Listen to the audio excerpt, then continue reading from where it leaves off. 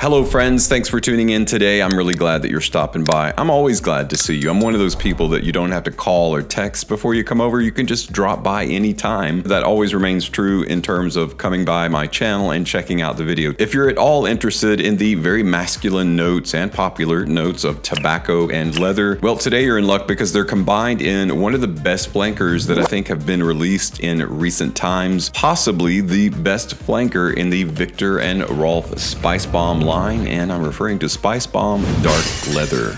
So when we come back, I'm going to take a closer look at this brand new release, give you my what for on it, my 2 cents. That and more is coming up right after this brief intro.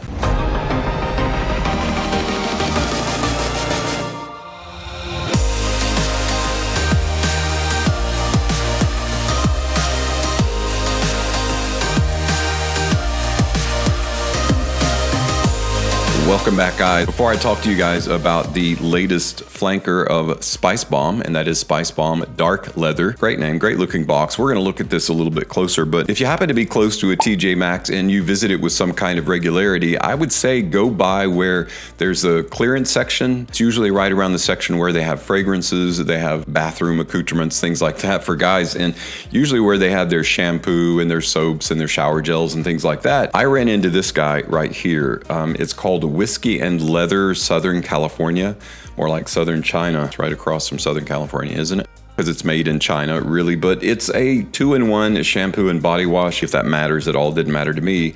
Bourbon and oak. It smells so good. It's got a really rich lather and it cleans very well. I usually don't talk about shower gels or shampoos or anything like that on my channel, but I wanted to mention this one because it's kind of an odd combination that you don't often see, at least in body wash. It's becoming a bit more popular, however. It's like a 32-ounce huge big gulp of shampoo and body washes, and it was like $5, $6. Really inexpensive, a great deal, and it smells really good. And it goes along with the theme of today's video, which is Viktor and Rolf's Spicebomb Dark Leather, the latest release in the Spicebomb line. Now, previously we had Spicebomb Infrared and we had Spicebomb Infrared EDP, which are both great flankers. And now we've got the Dark Leather. Before we talk about the formula, what it smells like, let's take a quick look at the presentation.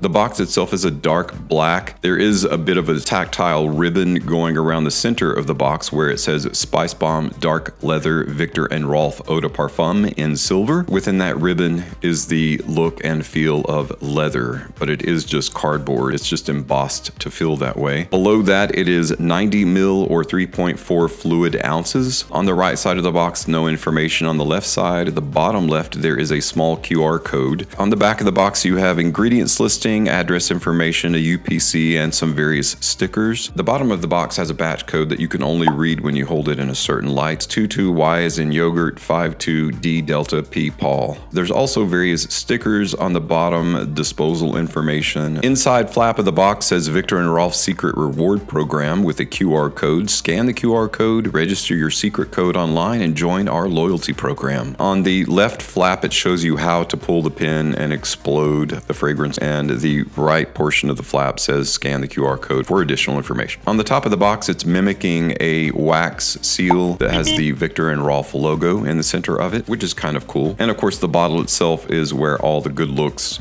in the presentation are. The center of the bottle features a leather band that goes around the bottle, and in silver lettering, it says Spicebomb Dark Leather Viktor and Rolf Eau de Parfum.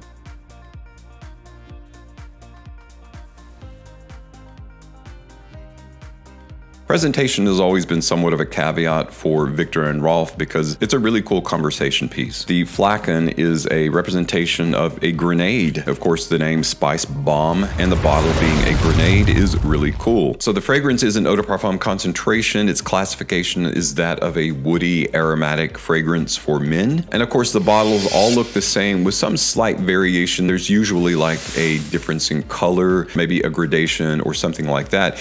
In this one, the only difference in the bottle is the leather band that's going around the center of it, and of course the silver lettering. Other than that, the bottle is completely opaque. You can't see through it or anything, which is a decent enough representation of the word dark and of course dark leather. Well, now that we know what it looks like, what about the formula? What are the notes that make up Spicebomb Dark Leather? Viktor and Rolf Spicebomb Dark Leather features top notes of nutmeg, and black pepper, with heart notes of cinnamon and frankincense, resting on a base of tobacco and black leather. Very simplified, really you could say elegant formula, just 2 notes per section of the scent pyramid. The top has black pepper, nutmeg, the heart has cinnamon and frankincense, and then in the base we have tobacco and black leather. Now there could be other notes in the fragrance, but that's really enough for us to focus on. Now that we've talked about the presentation, the formula, the notes, what about the aroma? What does it smell like? The one thing I can definitely say about Viktor and Rolf, they produce with purpose, okay? They don't just release a ton of flankers, they let a little bit of time to go by to let their fragrances kind of macerate on the market, as it were. And then when they release something, they allow the fragrance to carry its own weight. You know, they allow the burden of proof to be in the purchase itself. Right out of the atomizer, it's very easy to identify this as a Spicebomb flanker. You're getting that explosion of spices that is Spicebomb. You're getting a lot of tobacco. There's a nutmeg there that gives it kind of a nutty, soft, almost a sandalwood kind of approach. Kind of a nutty, woody, aromatic smell. Even though tobacco is listed, I'm going to put this down because I hate the noise this makes when you're holding it. So even though tobacco is listed as a base note, you're getting tobacco straight out the gate with this. But you're also getting bits of black pepper and nutmeg. Nutmeg is doing something that's similar to like a nutty sandalwood kind of vibe going on. Pepper, it just gives this body and weight, density. It's very voluminous. When you spray this on, it fills the room for sure in the open. The thing that I like about Viktor and Rolf Spicebomb, the line Spicebomb, what they do correctly is very similar to what Emporio Armani does with Stronger With You. When you're getting a new Stronger With You flanker, they're adding a specific note like tobacco, like amber, like oud. And any one of those you can spray and you can smell and you can tell that it's Stronger With You. So you smell the scent profile of Stronger With You just like you smell the scent profile of Spicebomb, then you get the added focus of a particular kind of note. And that's what's happening with dark leather. This is more of a Spicebomb fragrance than it is a leather fragrance. So for those of you that are looking for a very strong, kind of dank, harsh leather, you're not going to get that in this. For those of you that are looking for a leather-oriented focal point, you're not really getting that in this as well. What do I mean by that? It's the name of the fragrance is dark leather. Yes, there is a leather note in here, but it's one of the more soft, one of the more subtle. It's what I would call a play it safe designer leather. So the whole purpose of designer fragrances is to please the most people that you can possibly please. So they're definitely going to be moving towards what the crowd wants as opposed to what Fragcom wants, right? The fragrance community. And so that's what Viktor and Rolf is doing. And in this case, I think it's a smart move because you risk alienating a larger portion of your audience by focusing on an extremity of a note as opposed to a softer, more crowd-pleasing kind of leather. In the case of Spicebomb, where it's already a loud fragrance, you wouldn't want to put a harsh, loud leather note in here because, again, it would alienate more people than it would invite into the realm of the use of the fragrance. In the case of dark leather, it's in a situation now where more people are going to opt to use it as opposed to someone smelling it and being completely ostracized by the scent. It's one of the most inviting, crowd-pleasing flankers in the Spicebomb line, if not the most. You know how black goes good with orange? Pink and green go together. There are certain colors that just go together because not only their status on the color wheel, you know, going into color theory, the notes of leather and tobacco are kind of like black and orange. They just go together extremely well and they work very well in this fragrance. But what does it smell like? It smells like a Spicebomb fragrance with just a very little bit of soft leather in the dry down. While it is possible to capture the leather note in the open of this, it's definitely more readily available to your olfactive sense in the dry down than it is anywhere else in the fragrance. The cool thing about spices, they can kind of play tricks on you. You know how when you hold your hand under a faucet and it's hot water, at a certain saturation point, that can feel cold and hot at the same time. Spices can do that when it comes to sweetness. Certain spices together, like cinnamon and incense, working in tandem, can almost come across very, very sweet, and tobacco too, because they're sweet tobaccos. And so the combination of tobacco, incense, and cinnamon in here is an infusion of spicy sweetness. And that's where the sweetness in the fragrance comes from, but doesn't feel like it's it's overdone. It doesn't feel like it's completely inherently there. In other words, the fragrance isn't relying on a sweet note at all. That's what I really like about this. It's just a very smooth, non-complicated, I wouldn't say linear, it's a bit more intelligent than that, but it is a non-complicated kind of fragrance. If you love Spicebomb, then it's a given that you like tobacco, because that's pretty much what you're getting. Some other fireworks of notes in there as well. You know, black and orange or black and gold, there are other colors that go very well with black, and everybody knows it. You know, black and gold, there are even songs. And I think everybody knows that tobacco and leather go together very well. If you're not already aware of that, Spicebomb Dark Leather will turn you on to that fact. It will actually just kind of reemphasize that that is the case. I think the majority of people that smell this are really going to like it. If they don't like it, then it's because they already don't like tobacco or facets of tobacco or something like that. Of course, Spicebomb is available retail. The price is around $140 for a 90 mil, but it doesn't feel like a marketing strategy. It doesn't feel like you're getting a fragrance where you're getting cheaped out of 10 mil, because it is such a powerful fragrance. Now, this is an eau de parfum concentration. On my skin, it does last all day long. It isn't as ebullient or as voluminous as Spicebomb Extreme. This one is a little bit softer on the skin, but it does last a good 9 to 10 hours. So overall, I think it's definitely worth it, but $140 for a 90 mil EDP is a bit steep. It is a bit high. So having said that, I do recommend that if you can wait and purchase it at a discounted rate from a discounter, they usually get some and then they get sold out pretty quickly. I'll have them linked below if you want to check that out. It is available in a 50 mil size that is the duplicate of the Grenade. The flagon looks exactly the same. Of course, the 90 mil, which is what this is, and then there's a 150 jumbo size if you want to get the large. That burst of black pepper and nutmeg in the open is kind of a nice contradiction to the opulence of that smoky incense and that fiery cinnamon that is in the heart. And then of course the super rich, lightly sweet tobacco and that leather textile and the base is what makes the fragrance. This is the first time where I'd actually agree with what the guy says in the commercial. He basically says if he's going to be going out somewhere where he's going to be meeting up with his friends at a party or whatever, this is the fragrance choice that he likes. It smells lightly like leather and people really enjoy the smell of it. It's a combination fragrance instead of a single note fragrance. You know, there are often fragrances out there that are very linear that present to most people, not only the wearer, but the people that are smelling the fragrance on you, that single note. They're either getting a combination of notes that culminate into a single aroma or a single note aroma. Most leather fragrances are just a single note aroma. This is a combination aroma, which is just very, very pleasant. And most people are going to really, really enjoy this. And that's why I say it's probably my favorite of the flankers in the Spicebomb line. It's one of the more versatile, if not the most versatile of the flankers, because it is a combination of notes that can be worn in any season pretty much, with the exclusion of hot. But the most versatile in terms of situations and environments that you can wear it in, and that is casual or dressed up, I think is going to be dark leather, because leather itself lends itself to being worn in either of those situations, dressed up, dressed down. It's got a semi-formal feel a lot of ways, depending upon what you're wearing. A leather jacket can be worn at any time, anywhere. Same thing with dark leather. Well guys, that's it for my first impressions of Viktor and Rolf Spicebomb Dark Leather. If you can't tell by now, I really like the fragrance. I think it's a great addition to the lineup, and if not the best, depending upon what you like. I'll take this thing off again.